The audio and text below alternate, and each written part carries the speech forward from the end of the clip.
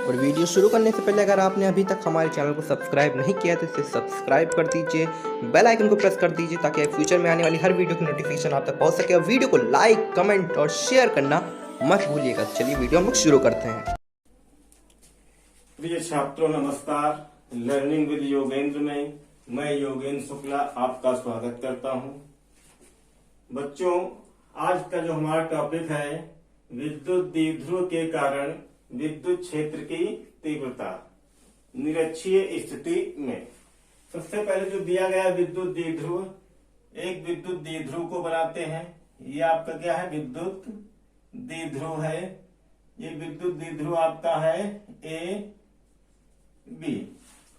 अब विद्युत द्विध्रुव के बारे में आपको पता है कि दोनों पर बराबर आवेश होता है, किंतु विपरीत। मान लीजिए इधर क्या है, ए की तरफ माइनस क्यू आवेश है और बी की तरफ जो आवेश है वो प्लस क्यू आवेश है।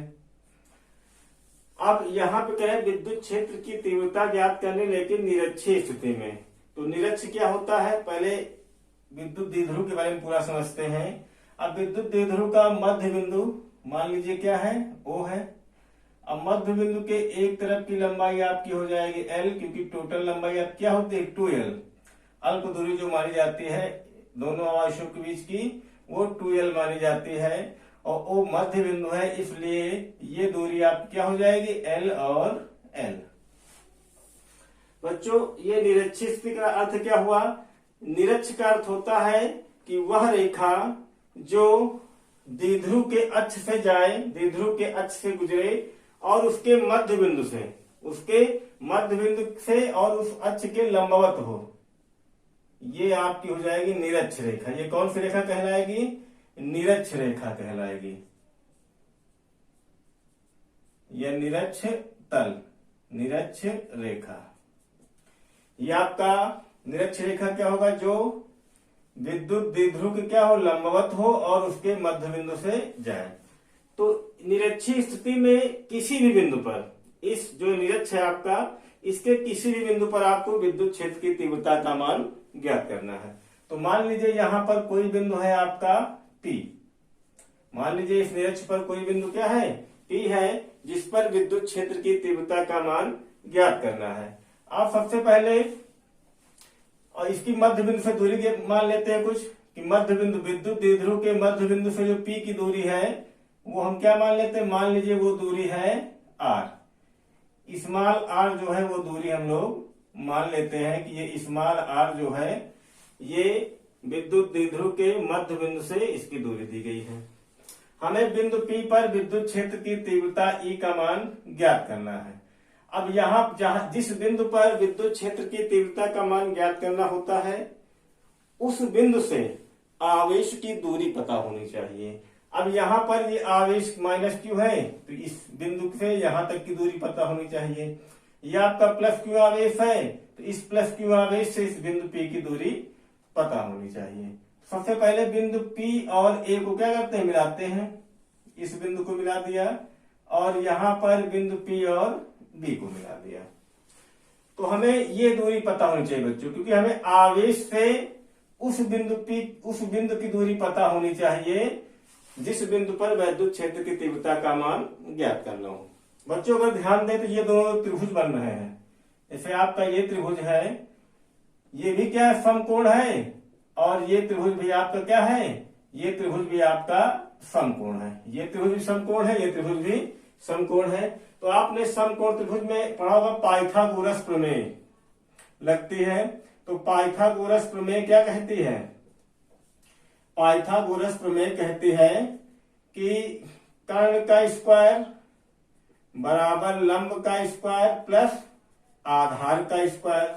अब यहाँ पे देखिए, यहाँ पे क्या है? ये समकोण है, तो ये एक रेखा क्या हो जाएगी? लंब। एक रेखा हो जाएगी आधार। तो आपका कर्ण का स्क्वायर बराबर आ जाएगा, लंब का मान है आपका R स्क्वायर और कर्ण आधार का मान है आपका L। चूंकि यहाँ स्क्वायर लगा तो स्क्वायर लगा दिया, आधार आपका L है तो ये L स्क्वायर हो जाएगा। ये आपका हो गया कर्ण का स्क्वायर। तो कर्ण बराबर आपका क्या आ जाएगा? कर्ण बराबर इसका वर्गमूल लेंगे तो ये आपका आ जाएगा under root R² plus L²। तो बच्चों इस प्रकार हमने इस बिंदु P से इस आवेश के बीच की दूरी ज्ञात की। तो ये दूरी आपकी आ जाएगी under root R square plus L square. अब वही चीज यहां देखिए, यहां भी लंब क्या है, आर है, आधार क्या है, आर है, सॉरी आधार एल है, और ये भी एक क्या है, समकोण त्रिभुज है, इसलिए ये दूरी भी क्या हो जाएगी आपकी under root R square plus L square. तो बच्चों उम्मीद है कि यहां तक आपको समझ में आया होगा। एक बार पुनः समझते हैं शुरुआत से।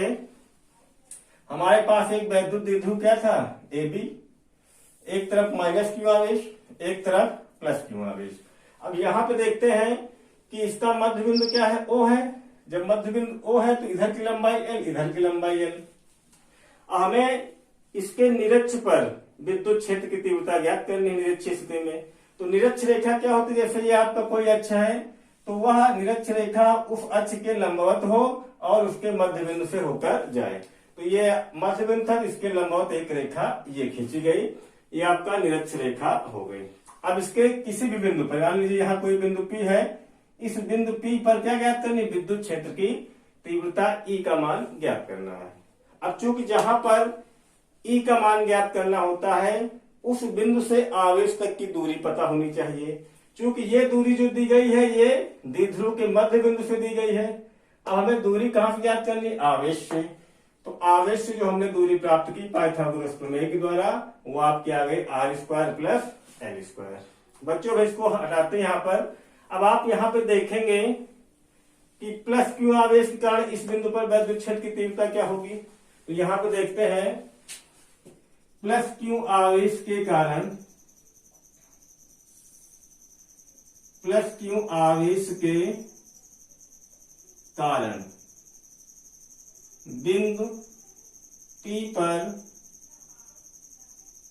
विद्युत क्षेत्र की तीव्रता, विद्युत क्षेत्र की तीव्रता यह आपका हो जाएगा, मान लिया क्या है इसके कारण E1 है। प्लस क्यू आवेश के कारण विद्युत क्षेत्र की तीव्रता क्या मान लिया, E1 है। अब विद्युत क्षेत्र की तीव्रता का मान आपको पता क्या होता है, अगर ये मान लीजिए परावैद्युतांक के ये जो विद्युत द्विध्रुव है उसे क्या मान लिया कि एक ऐसे माध्यम में रखा है जिसका परावैद्युतांक K है। तो इसका फार्मूला आप पढ़ चुके हैं। इसको विद्युत क्षेत्र की तीव्रता क्या होता है, 1/4 पाई F0 K और Q/R स्क्वायर। R क्या होता है, जिस बिंदु पर विद्युत क्षेत्र की तीव्रता का मान ज्ञात करना हो और जिस आवेश से और आवेश से दूरी, वो R का मान। तो R के स्थान पर क्या हो जाएगा यहाँ पर under root R square plus L square का होल स्क्वायर। तो ये आपका हो जाएगा E1 बराबर 1/4 पाई F0 K और Q/R square plus L square. क्योंकि यहाँ वर्ग से वर्गमूल क्या हो जाएगा, कैंसिल हो जाएगा। तो ये आपका हो जाएगा, इसको हम मान सकते हैं समीकरण 1। अब चूंकि यहाँ पे आप देखेंगे प्लस क्यू आवेश के कारण बिंदु P पर वैद्युत क्षेत्र की तीव्रता है, तो प्लस क्यू आवेश के कारण जो बिंदु P पर वैद्युत क्षेत्र की तीव्रता होगी वो किस ओर होगी, बाहर की ओर। प्लस क्यू आवेश के कारण विद्युत क्षेत्र की दिशा किस ओर होगी, बाहर की ओर। और माइनस क्यू आवेश के कारण जो विद्युत क्षेत्र की दिशा होती है वो अंदर की ओर होती है। तो यहाँ प्लस क्यू है तो इसके कारण जो विद्युत क्षेत्र की तीव्रता होगी वो क्या होगी, बाहर की ओर। तो इसे मान लेंगे ये आपको क्या है E1, क्योंकि इसके प्लस क्यू आवेश के कारण जो विद्युत क्षेत्र की तीव्रता होगी किस ओर होगी, बाहर की ओर। अब बात आती है कि माइनस क्यू आवेश के कारण।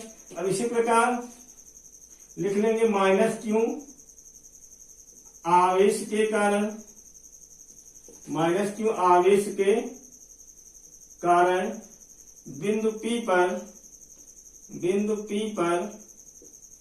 विद्युत क्षेत्र की तीव्रता, विद्युत क्षेत्र की तीव्रता ये आपका हो जाएगा E2 बराबर 1/4 पाई F0 K। अब चूंकि यहाँ पे देखिए दूरी दोनों की क्या है, बराबर है और आवेश भी बराबर, तो इसलिए मान क्या आएगा, समान आएगा। तो हम डायरेक्ट लिख रहे हैं, ये वाला पद नहीं लिख रहे हैं क्योंकि वर्ग से वर्गमूल यहाँ नहीं कैंसिल हो जाएगा। तो ये आपका आ जाएगा बटे में R square plus N square. ये आपका हो गया समीकरण 2। अब बच्चों यहाँ एक चीज देखना है, यहाँ पर किस आवेश के कारण लिया जा रहा है, यहाँ पर माइनस क्यू आवेश के कारण। देखिए प्लस क्यू आवेश के कारण जो विद्युत क्षेत्र की दिशा होगी किस ओर होगी, बाहर की ओर होगी, लेकिन माइनस क्यू आवेश के कारण जो विद्युत क्षेत्र की दिशा होगी वो अंदर की ओर होगी। इसे क्या मान लिया गया, E2। इसे क्या मान लिया गया आपका, E2। यानी प्लस क्यू आवेश के कारण विद्युत क्षेत्र की तीव्रता E1, माइनस क्यू आवेश के कारण जो विद्युत क्षेत्र की तीव्रता E2। इसको यहाँ पे नोट किए जा रहे हैं। ये आपका हो गया E2। अब बच्चों यहाँ पे देखेंगे जो E1 व E2 है ये ना तो एक दिशा में है या ना तो विपरीत दिशा में है। और एक विशेषता है कि जो आपने E1 का मान निकाला और जो E2 का मान निकाला, दोनों के मान क्या है, देखिए समान है। E1 व E2 के मान समान है, किंतु दिशाएं ना तो विपरीत है और ना ही एक दिशा में है। ये क्या है, दिशाएं की क्या है, भिन्न भिन्न है। दिशाएं क्या है, भिन्न भिन्न है। तो जब दिशाएं भिन्न भिन्न हो तो इन्हें घटकों में वियोजित करना होता है। अब कक्षा 11 में आपने पढ़ा होगा, जैसे मान लीजिए कोई आपका ये एक्स अक्ष है और ये आपका वाई अक्ष है। यहाँ पे आपका कोई सदिश दिया है, मान लीजिए पी, सदिश पी दिया है। तो अगर इनको, और ये अगर यहाँ से कितना कोण बनाए, थीटा कोण बनाए, यहाँ से थीटा कोण बनाए, तो इनको इस सदिश को दो घटकों में वियोजित किया जा सकता है। एक समांतर या क्षैतिज घटक, ये आपका हो जाता है पी कॉस थीटा, समांतर या क्षैतिज घटक। और दूसरा हो जाएगा लंबवत घटक, ये आपका होता है पी साइन थीटा। इसे आपने कक्षा 11 में जो है पढ़ा हुआ है। ये आपका एक बार फिर समझते हैं। मान लीजिए ये एक्स अक्ष है, ये वाई अक्ष है और ये आपका पी दिया गया है, पी सदिश दिया गया है। पी सदिश जो है एक्स अक्ष के साथ मान लीजिए थीटा कोण बनाता है। जब एक्स अक्ष के साथ थीटा कोण बनाएगा तो इसका जो क्षैतिज घटक होगा वो पी कॉस थीटा होगा और जो लंबवत घटक होगा वो क्या होगा, पी साइन थीटा। अगर यहाँ पर हम ए मानेंगे तो यहाँ पर क्या हो जाएगा, ए कॉस थीटा, ए साइन थीटा। अगर यहाँ पे यू मानेंगे तो यू कॉस थीटा और यू साइन थीटा हो जाएगा। तो इस प्रकार ये घटकों में इस प्रकार जो है वियोजित किया जाता है। तो यहाँ पर भी वही चीज होगा, क्योंकि मान लीजिए ये कोण क्या है, ये कोण क्या है, थीटा, ये कोण थीटा है। और इस बिंदु P पर अगर विद्युत द्विध्रुव के अक्ष के समांतर कोई रेखा खींचे, विद्युत द्विध्रुव के अक्ष के समांतर कोई रेखा खींचे, तो जब ये कोण थीटा होगा तो ये कोण भी क्या होगा, थीटा होगा। और वो ये कोण भी क्या होगा, आपका थीटा होगा। जब बिंदु P पर विद्युत द्विध्रुव के समांतर कोई रेखा खींचे तो आपका ये कोण भी थीटा हो जाएगा, ये कोण भी थीटा हो जाएगा। एक बार फिर से समझते हैं। प्लस क्यू आवेश के कारण विद्युत क्षेत्र की तीव्रता E1 किस ओर होगी, इसकी दिशा, विद्युत क्षेत्र दिशा किस ओर होगी, बाहर की ओर होगी। और माइनस क्यू आवेश के कारण विद्युत क्षेत्र की तीव्रता E2, इसकी दिशा किस ओर होगी, अंदर की ओर होगी। अब आपने यहाँ क्या देखा, E1 व E2 के मान क्या है, बराबर है, किंतु दिशाएं कैसी हैं, दिशाएं यहाँ पर भिन्न भिन्न है। जब ये दशा होती है तो उनको किसमें वियोजित करते हैं, घटकों में वियोजित करते हैं। अब इसका जो क्षैतिज घटक होगा, जैसे E1 है तो E1 का क्षैतिज घटक क्या हो जाएगा, E1 cos थीटा। जैसे P सदिश था तो उसका क्षैतिज घटक क्या हुआ था, P cos थीटा। और लंबवत घटक क्या हुआ था, P sin थीटा। तो यहाँ पर सदिश क्या है, E1 है। इस रेखा को हम आगे बढ़ा सकते हैं, इस रेखा को, यह आपका निरक्ष रेखा है। तो यहाँ पे E1 है तो E1 का जो क्षैतिज घटक होगा E1 cos थीटा हो जाएगा और इसका जो लंबवत घटक होगा ये आपका हो जाएगा E1 sin थीटा। इसी प्रकार E2 के कारण देखिए, E2 के कारण जो क्षैतिज घटक होगा वो E2 cos थीटा और जो लंबवत घटक होगा वो आपका हो जाएगा E2 sin थीटा। E2 के कारण क्षैतिज घटक E2 cos थीटा, E2 के कारण जो लंबवत घटक होगा वो क्या हो जाएगा, E2 sin थीटा। तो यहाँ पे आप देखेंगे E1 व E2 के मान क्या है, बराबर है। E1 व E2 क्या, ये चीज ध्यान देनी है आपको, E1 व E2 के मान बराबर है। और यहाँ पे आप देखेंगे कि E1 साइन थीटा और E2 साइन थीटा, इनकी दिशाएं कैसी हैं, विपरीत हैं। E1 साइन थीटा और E2 साइन थीटा की दिशाएं विपरीत हैं। और चूंकि E1 और E2 का मान बराबर है, बराबर साइन थीटा, यहाँ पर भी साइन थीटा, यहाँ पर भी E1 E2 के मान बराबर, अर्थात अगर मान लीजिए ये मान 5 है तो ये भी मान 5 है, तो एक दूसरे के विपरीत दिशा में तो एक दूसरे क्या करेंगे, निरस्त कर देंगे। तो हम यहाँ पे लिखेंगे, थोड़ी सी थ्योरी आपको यहाँ लिखनी पड़ेगी। चूंकि E1 व E2 के मान समान है, किंतु दिशाएं भिन्न भिन्न हैं, इसलिए इन्हें क्षैतिज व ऊर्ध्वाधर या लंबवत ऊर्ध्वाधर घटकों में वियोजित करते हैं।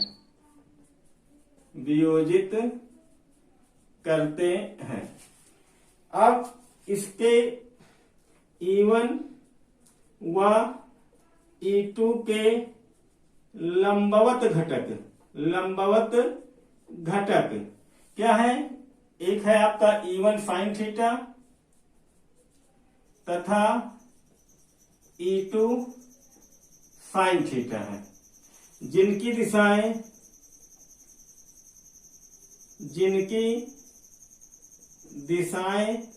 विपरीत हैं, जिनकी दिशाएं क्या है, विपरीत हैं। इसलिए ये एक दूसरे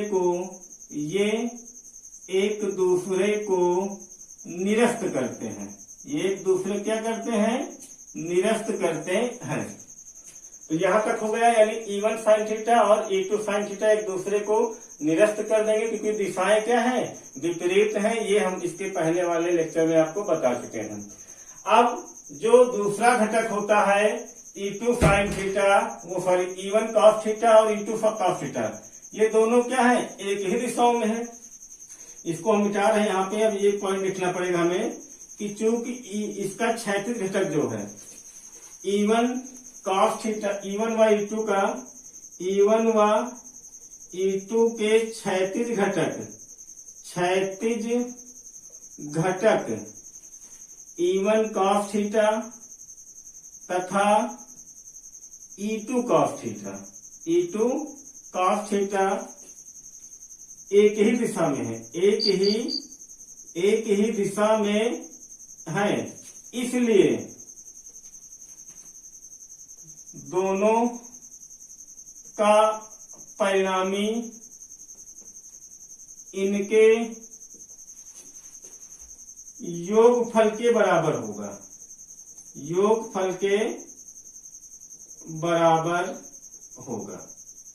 ये आपका हो जाएगा, इनके योगफल के बराबर होगा। तो बिंदु P पर जो परिणामी तीव्रता होगी, बिंदु P पर परिणामी विद्युत क्षेत्र की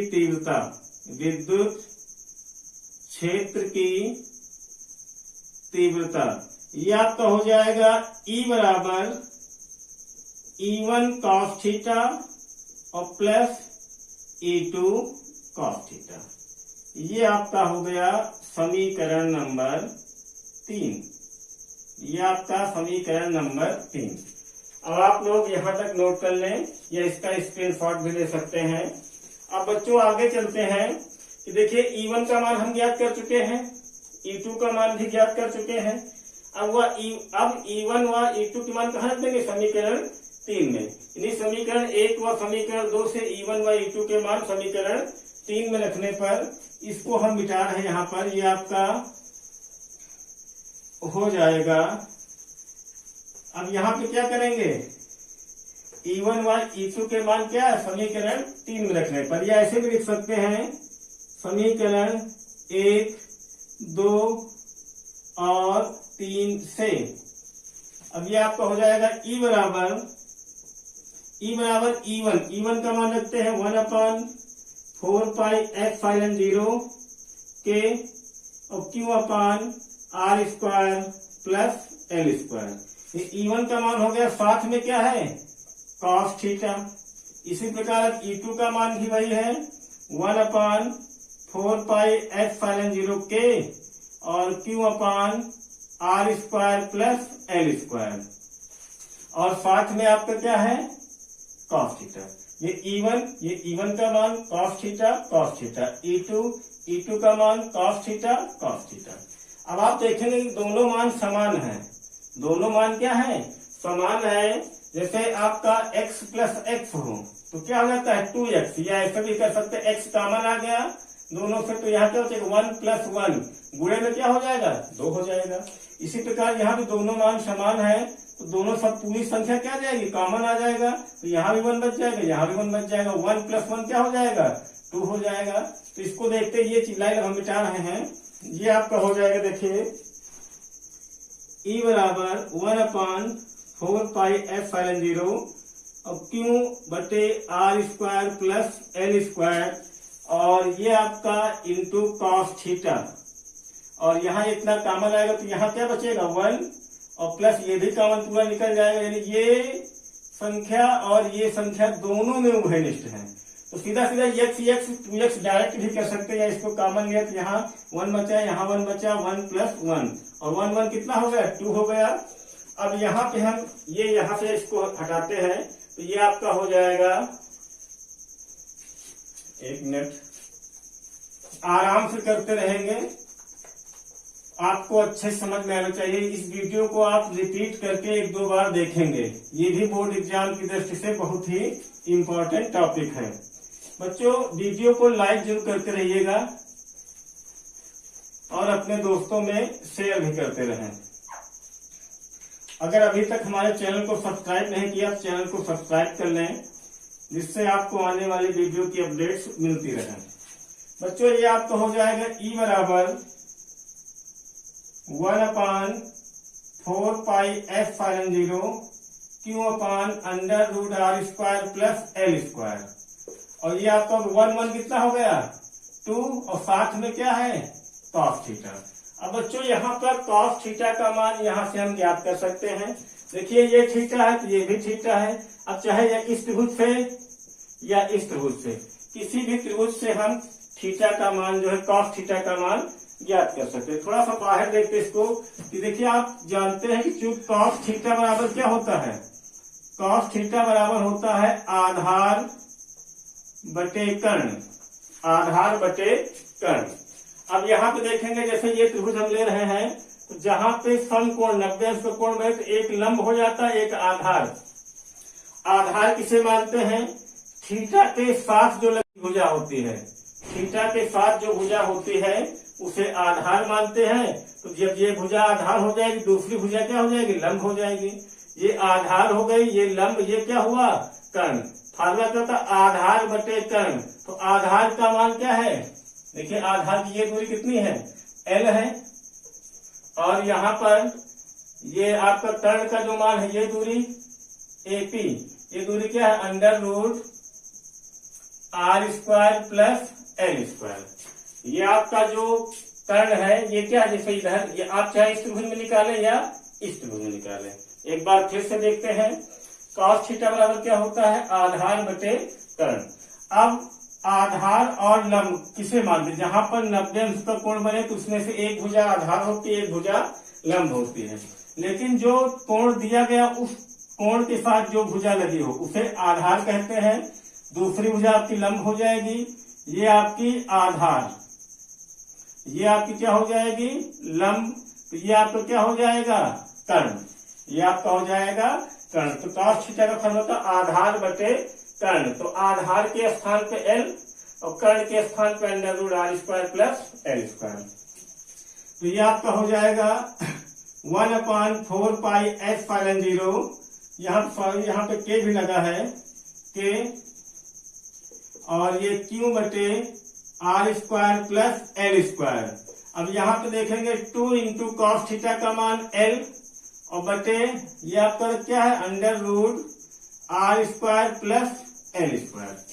तो ये आपका हो जाएगा E बराबर 1/4 पाई एफ फाइन 0 के और Q बटे R square plus L square और ये आपका हो जाएगा इंटू 2L और बटे देखिए रूट का मतलब होता है उसकी पावर कितनी है 1/2 R square plus L square इसकी घात क्या लिख सकते हैं 1/2। अगर आप यहाँ ध्यान दें कि R square plus L square यहाँ पर भी है और यहाँ पर भी है, इसकी घात 1 है और इसकी घात 1/2 है। तो आधार जब बराबर होते तो घातें क्या होती है जुड़ जाती हैं। ये आप साइड में लिख लीजिएगा ये वाला कि जब आधार बराबर है तो घातें क्या होती हैं जुड़ जाती हैं। तो ये आपका हो जाएगा E बराबर 1/4 पाई एफ फाइन 0 के और Q into 2L R square plus L square. अब आधार बराबर तो घाते जुड़ेंगे 1 को प्लस 1/2 1 प्लस 1/2। अब इसको आप जोड़ेंगे 2 एकम 2 1 एकम 1/2 यानी कितना आ जाएगा 3/2। यानी इनकी घातों को हम जोड़ेंगे तो यहाँ आपका आ जाएगा 3/2 आ जाएगा। अब बच्चों आप जानते हैं कि चूंकि जो विद्युत द्विध्रुव आघूर्ण होता है वो P बराबर क्या होता है Q गुणे 2L। P बराबर क्या होता है Q गुणे 2L। तो जहां पे Q गुणे 2L है उसके स्थान पे हम क्या लिख सकते हैं P लिख सकते हैं। अब चूंकि L का मान जो है यहाँ पे देखेंगे L का मान जो ये वैद्युत द्विध्रुव में आप जानते हैं 2L जो होती है वो अत्यंत अल्प दूरी होती है। तो L जो है उससे भी छोटी दूरी होगी। तो L जो है R की तुलना में क्या है बहुत ही कम दूरी है। चूंकि L is less than R कहने का मतलब है कि L जो है R से बहुत ही कम है, इसलिए L square is less than R square. जब L का मान R से कम है तो L स्क्वायर का मान R स्क्वायर से बहुत ही कम होगा, इसलिए L को R की तुलना में क्या मानेंगे नगण्य मान लेंगे। नगण्य मानने पर अब यहाँ पे देखें ये जब L R से छोटा हो तो L स्क्वायर R से बहुत छोटा। कोई भी एक एग्जाम्पल लिख लेते हैं। जैसे 3 जो है 10 से छोटा है। 3 जो है 10 से छोटा है। कितना छोटा है 7 अंक छोटा है। अब इसका वर्ग कर दे 3 त्रिक का 9, इसका भी वर्ग कर 10 दहमा 100। तो 9 जो है 100 से कितना छोटा है 91 छोटा है। यानी जब L R से छोटा है तो इसलिए L स्क्वायर R स्क्वायर से बहुत छोटा होगा, इसलिए L को R की तुलना में क्या मान लेंगे नगण्य मान लेंगे। तो ये आपका हो जाएगा E बराबर 1/4 पाई एफ फाइन 0 के। अब इसके स्थान पे देखिए Q गुणे 2L इसके स्थान पे क्या रखेंगे P और L को हमने क्या मान लिया L स्क्वायर को नगण्य मान लिया। तो ये आपको हो जाएगा R स्क्वायर की पावर 3/2। अब आप देखेंगे यहाँ 2 से 2 कैंसिल हो गया।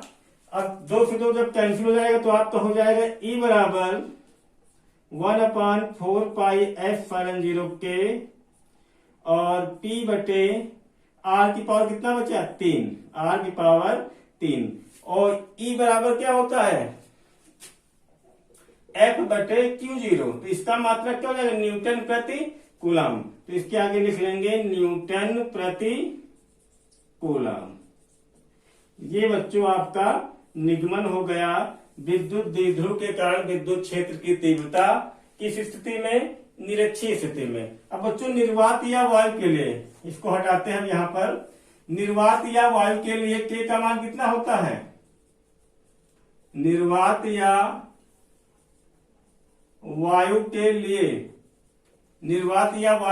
जो K होता है वो 1 के बराबर होता है। K का मान कितना होता है 1 के बराबर होता है, इसलिए E बराबर कितना हो जाएगा आपका 1/4 पाई एफ फाइन 0 और P/R क्यूब और आगे इसका मात्रक क्या हो जाएगा न्यूटन प्रति कूलम।